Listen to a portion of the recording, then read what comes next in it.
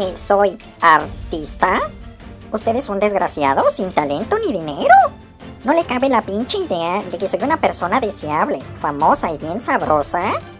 ¿Y qué le parece si le prometo que ya me voy a portar bien? Porque su miserable sueldo... ¡Ay, mi cara famosa de blogger! Ya volví. No me pegaron tan fuerte, pero aún así, tengo que avisarles a todas las personas en mis redes sociales. Sí, redes sociales. Sí, así, y hacer un trending topic. ¡Ay, qué emoción, los chismes calientes!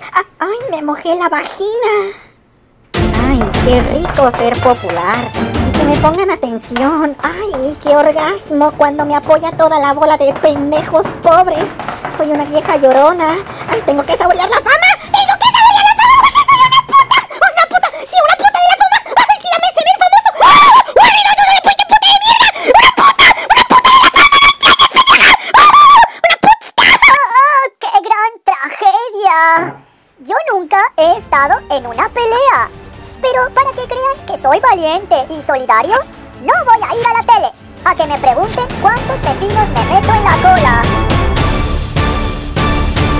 Porque capaz si me preguntan que si soy marica.